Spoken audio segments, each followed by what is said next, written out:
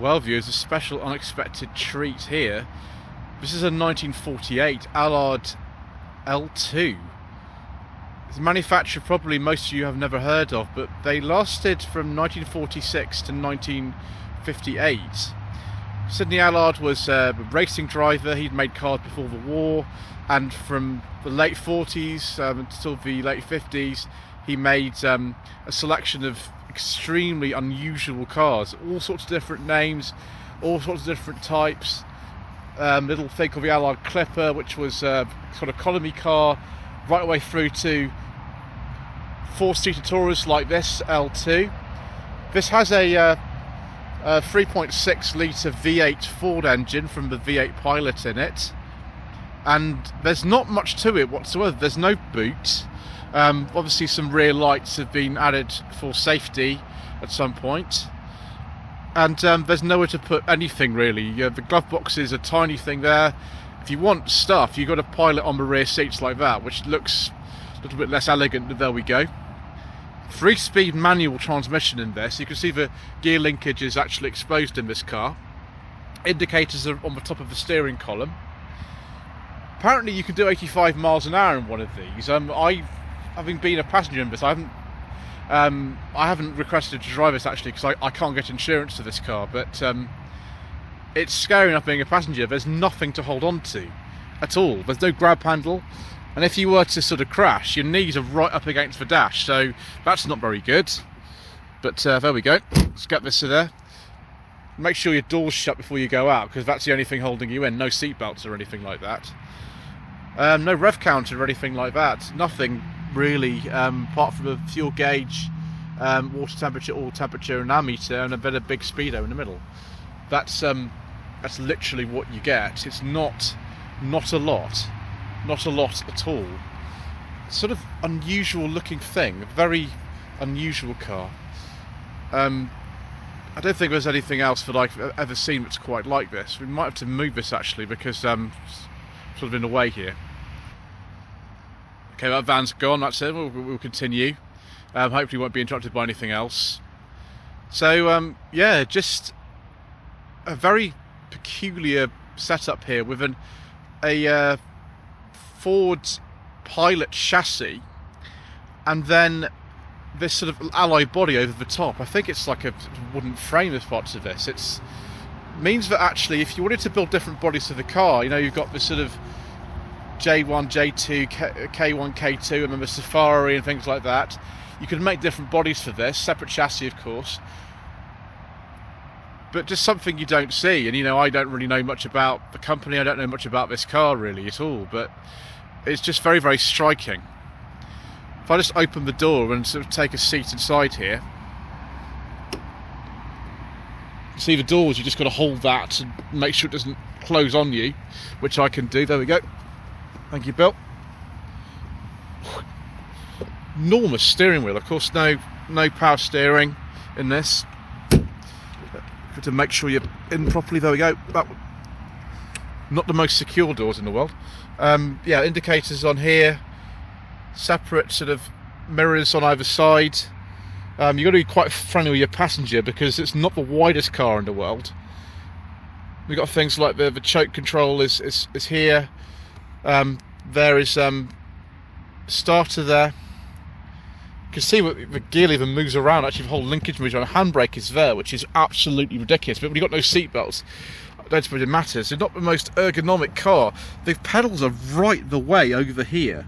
And their floor hinge, its throttle's right here. So I don't think particularly I would be comfortable driving this really, so that's another reason why I haven't decided not to do that. Wiper motor is completely exposed on here as well.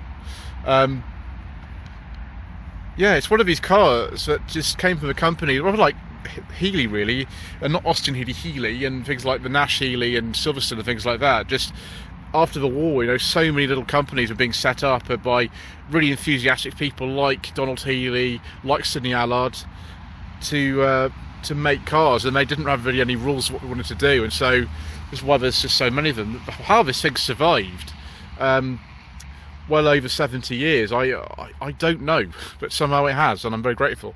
Right, we're going to have a look under the bonnet now. goodness gracious me, one of the most interesting engine bays I've ever seen. So flathead V8, 3.6 litres, about 85 horsepower as far as I understand. You could get a larger 4.4 litre V8 in this L2 as well if you wanted. We've got just an amazing assortment of just random things in here.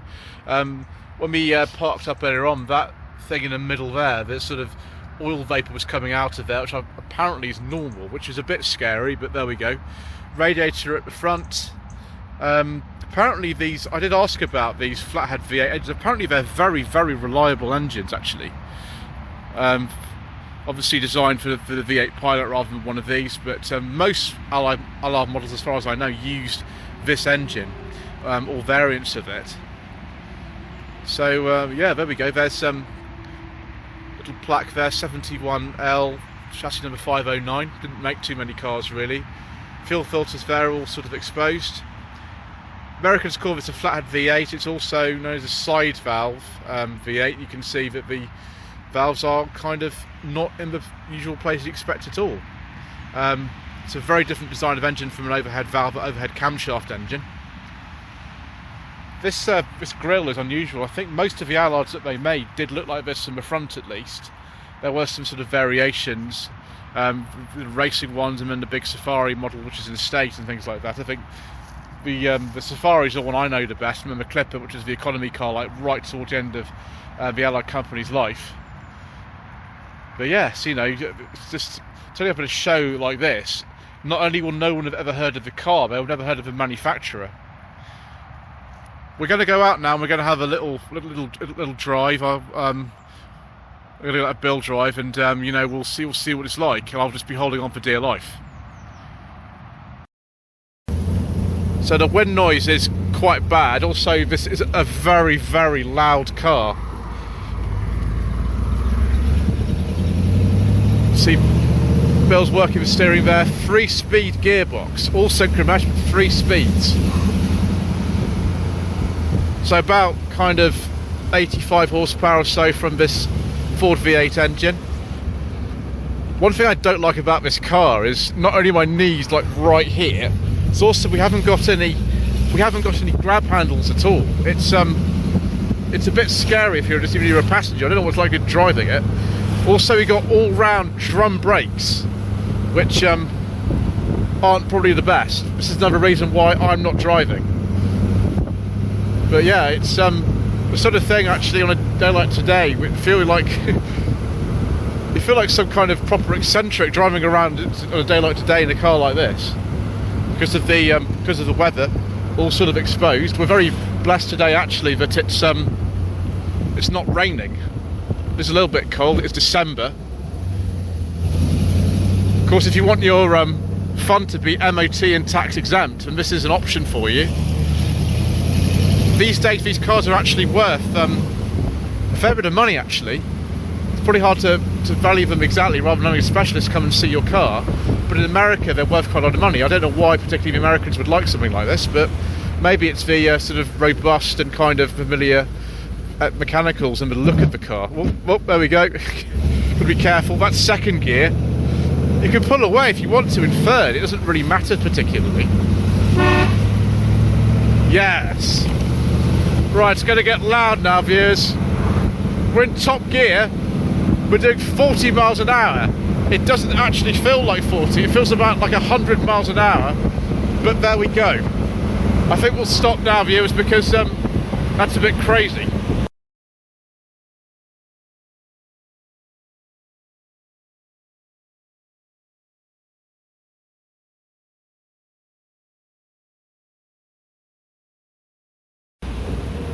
Okay, so we've slowed down a bit. See, indicators are on the wheel there. I would not want to try to handle this at a roundabout, but we'll go round. I mean, we're going quite slowly. There we go. Anyway, well, that's the Allard L2. Thank you ever so much indeed once again for watching. Please don't forget to subscribe to the channel, like this video, leave a comment below, and we'll probably go for something else next time. It's a little bit less terrifying.